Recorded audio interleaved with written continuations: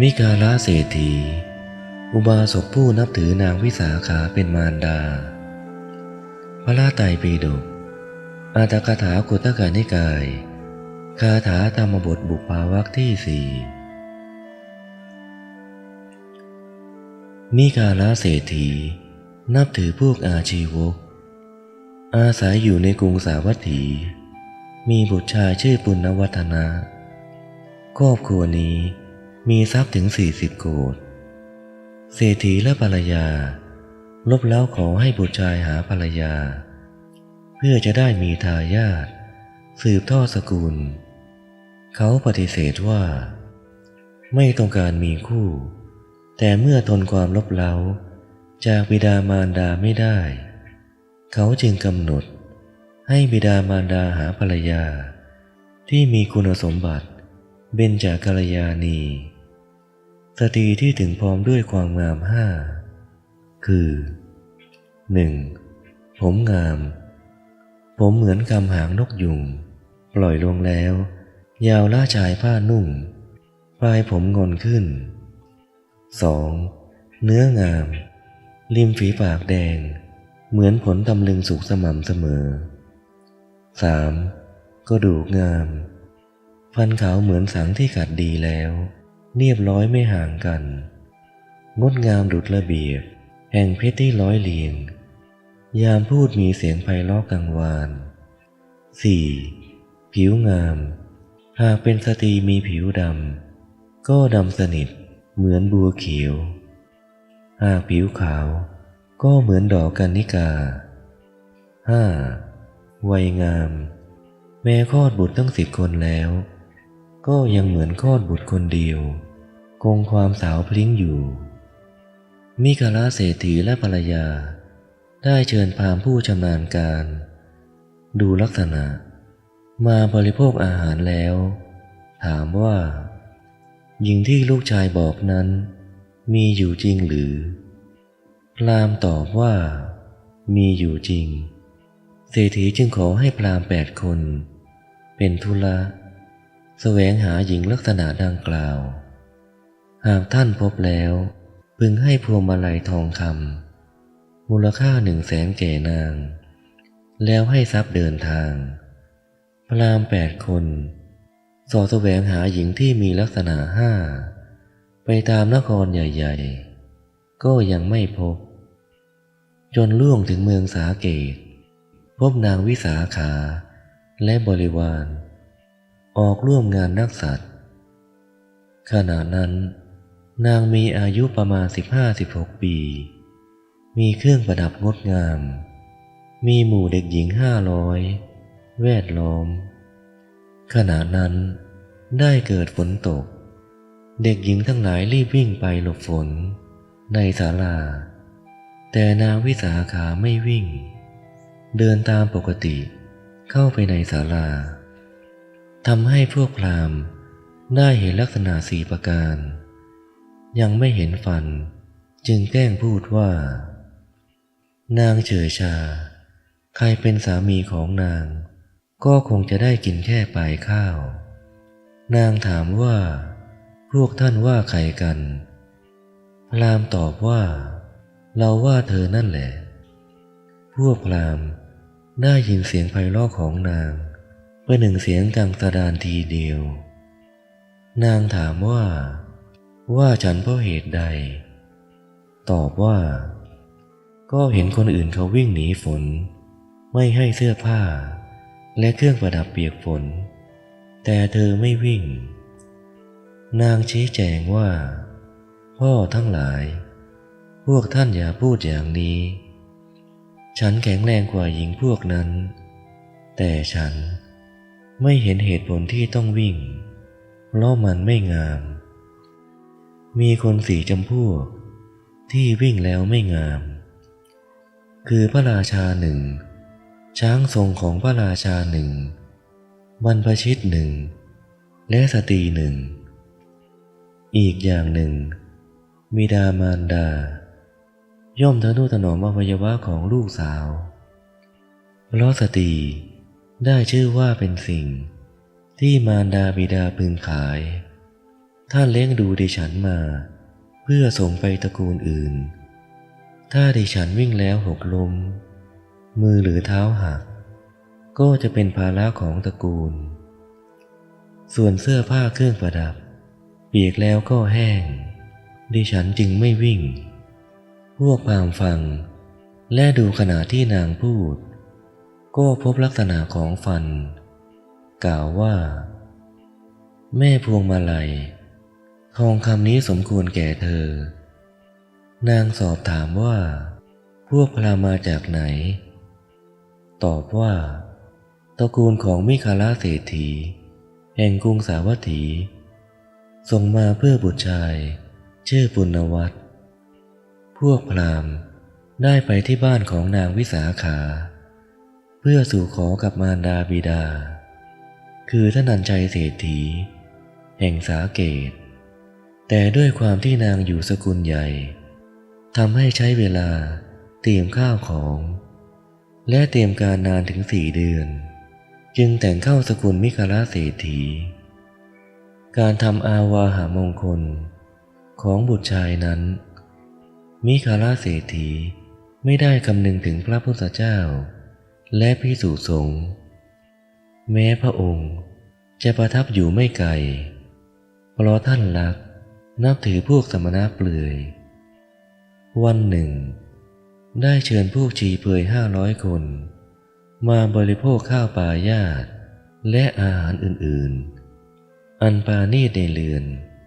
แล้วให้คนไปตามนางวิสาขาลูกสะใภ้มานางมาแล้วเศรษฐีกล่าวว่าเธอจงไหว้พระอรหันต์ทั้งหลายนางวิสาขาเป็นพระอริยสาวิกาโสดาบันได้ยินคำว่าพระอรหันต์ก็ดีใจเหลือไปมองดูแล้วกล่าวว่า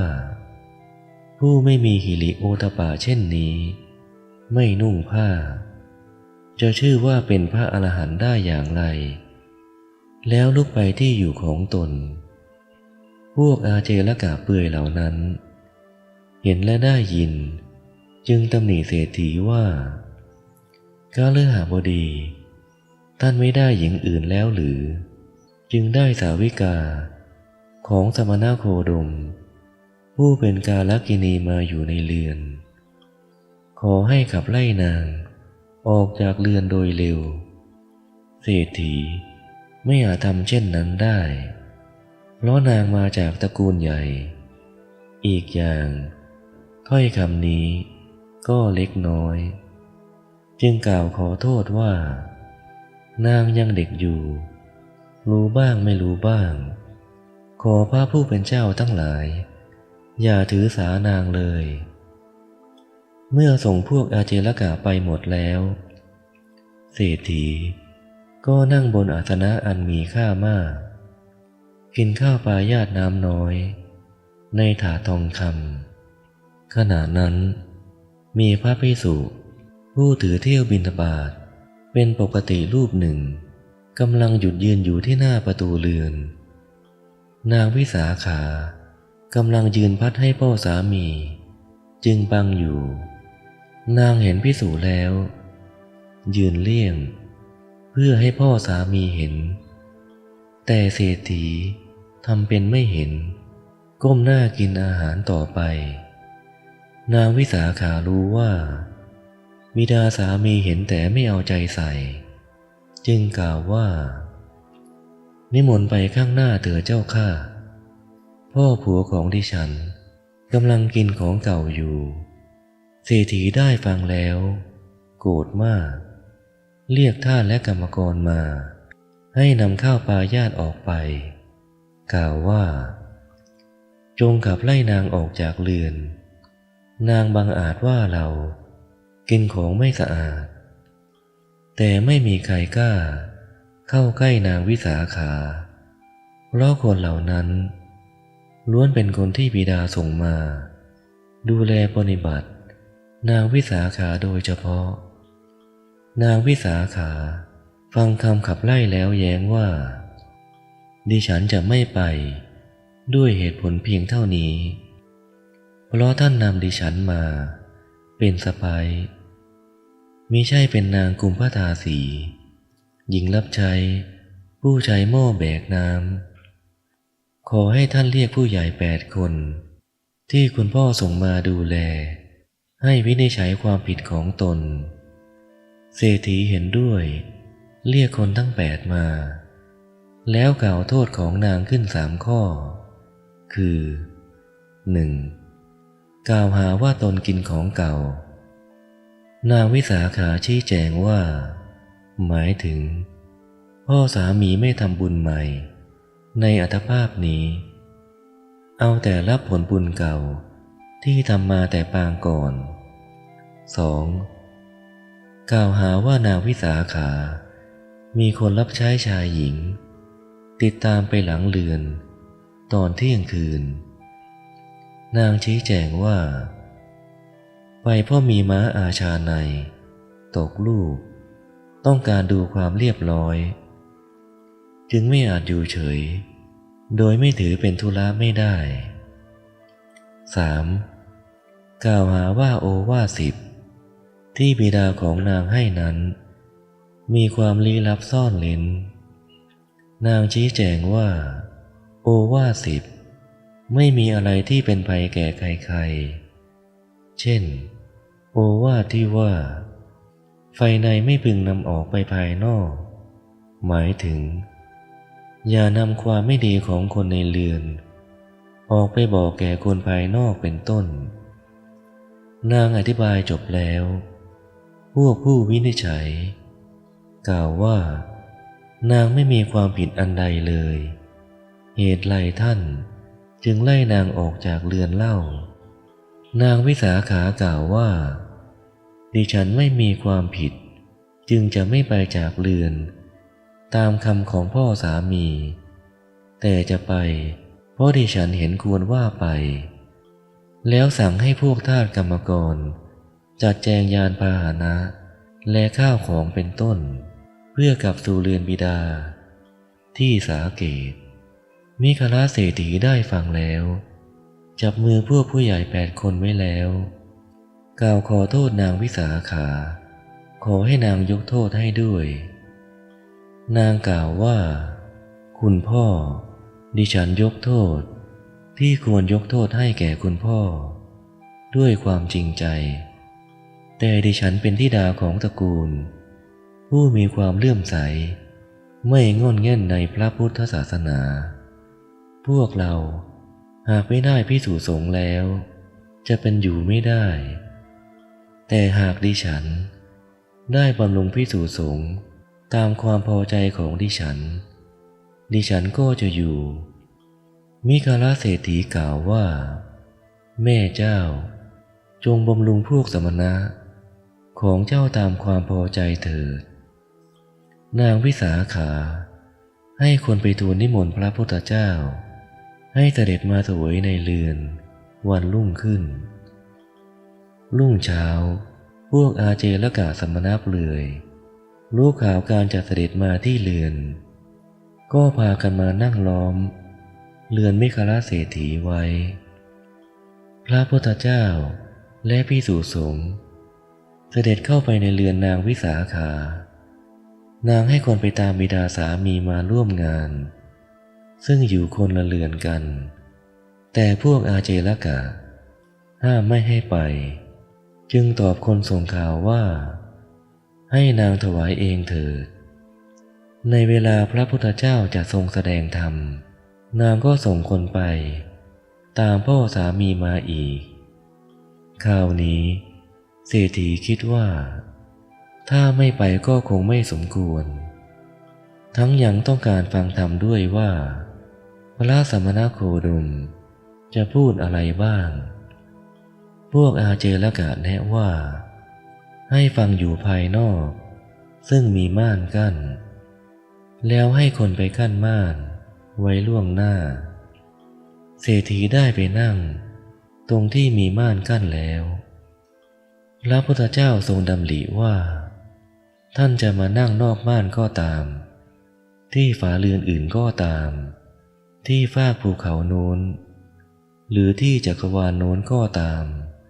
เราพระพุทธเจ้าย่อมทำให้ท่านได้ยินเสียงของเราได้แล้วทรงเริ่มอนุปปิกถาแสดงธรรมไปตามลำดับท่านว่าขณะที่พระพุทธเจ้าทรงแสดงธรรมอยู่นั้นจะได้ยินเสียงชัดเจน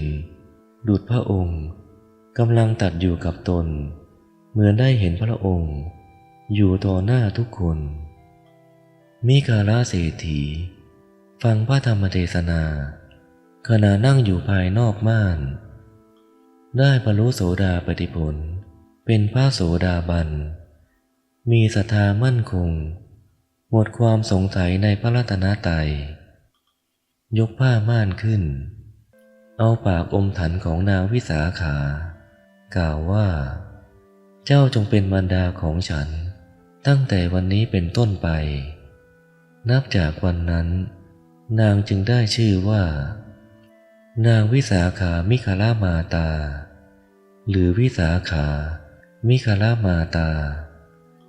ต่อมานางได้ลูกชายตั้งชื่อเด็กนั้นว่ามิคาละมหาเศรษฐีปล่อยฐานลูกสะใภ้แล้ว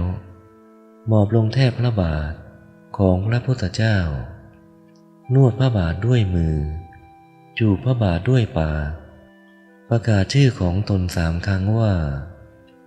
ข้าพระองค์ชื่อมิคาละพระพุทธเจ้าข้ากราบทูลว่าข้าพระองค์ไม่ทราบตลอดการผ่านมาว่าทานที่ให้แล้วในพระศาสนานี้มีผลมากบัดนี้ข้าพระองค์ทราบผลทานเพราะอาศัยลูกสะใภ้ของข้าพระองค์ข้าพระองค์พ้นจากอบายทุกข์ทั้งปวงลูกสะใภ้ของข้าพระองค์มาสู่เรือนนี้เพื่อประโยชน์เกื้อกูลและความสุขแก่ข้าพระองค์นางวิสาขาได้ทูลนิมนต์พระพุทธเจ้าเสวยพัดในวันรุ่งขึ้นอีกซึ่งวันนี้แม่สามีได้บรรลุโสดาปัตติผลนับจากนั้นมิคาลเศรษฐีก็เปิดประตูเรือนเพื่อพระพุทธศาสนาแล้วต่อมาท่านเศรษฐีให้คนทำเครื่องประดับชื่อคณะมัทธกะมีราคา100,000เป็นเครื่องประดับที่มีน้ำหนักเบาส่วนเครื่องประดับที่ชื่อว่ามหาลดาปราสาทนั้นท่านว่าเครื่องประดับนี้มีอยู่3 คนคือนางวิสาขานางมัลลิกาภรรยาของพันธุราเสนาบดีและลูกสาวของเศรษฐีกรุงพาราณสี